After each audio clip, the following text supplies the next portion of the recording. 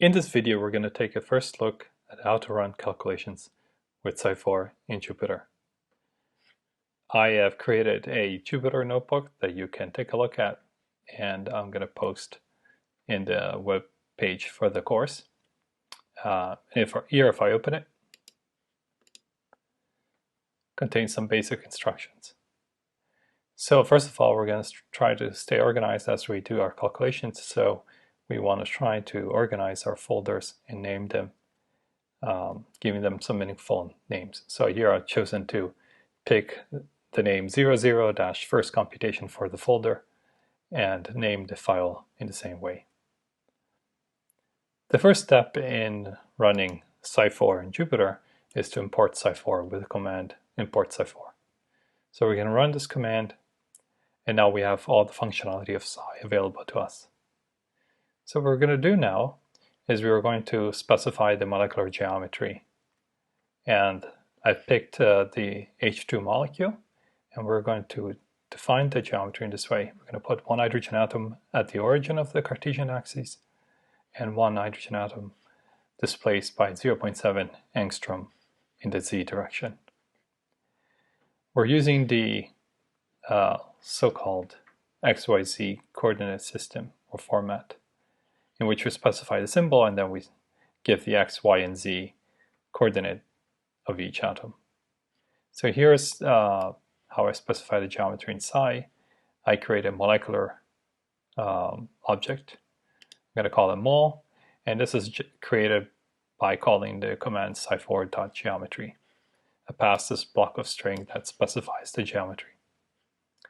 I'm going to put another important command. I'm going to ask Psi to save all the output to a text file. And this command is important because by default, calculations done in Jupyter with Psi are not saved to a text file. Let's go ahead and run this cell that will specify the geometry. And now the geometry is stored in this object, but Psi also has a mechanism by which it saves the last geometry defined, and it will use it in the first calculation that you do after that. So next I'm going to do a R3 calculation, which is specified by the letter SCF. And I have to specify a basis set. We haven't talked about basis sets and methods yet, so just you can use this combination, and we'll look into the details later. So I call psi4.energy, specify the calculation type, and here I get the energy of the H2 molecule at this bond distance. Okay. As a note, this energy is in atomic units. I can go one more step forward and perform the geometry optimization.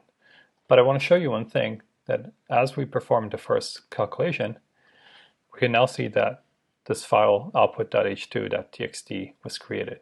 And if I click on it, I can see the details of the R3 calculation that we've done.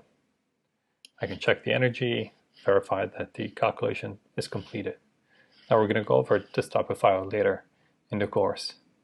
So I'm just going to close it, go back to my calculation, and now I want to do a geometry optimization.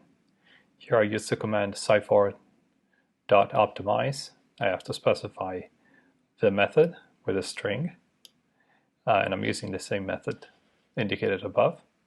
And if I want, I can even be more precise and specify what molecule I want to optimize. So in this case, I'm going to say molecule equal mol, and I can run this. Now the optimization ran and was completed, and I get a final energy that is lower than the initial energy. So now I can go back to the file and check out the optimized geometry, but I can also use a Linux command within Jupyter. I can use command cat, and this command here will print whatever file I ask it to print. So if I execute it, now I will load this file, show me what's printed out in this in this text box. And if I scroll down to the very bottom, I can find the results of the optimization. So the optimization was completed in 3 steps.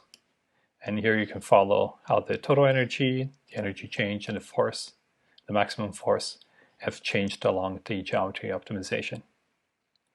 And at the end, I can see the total energy and also get the structure of the molecule in Cartesian coordinates. Now you could take this geometry and you can use it to calculate bond distances or even give it to a 3D visualization program. So what can you do next? You can now, for example, copy this file and modify it to run different calculations. And here I have 3 suggestions.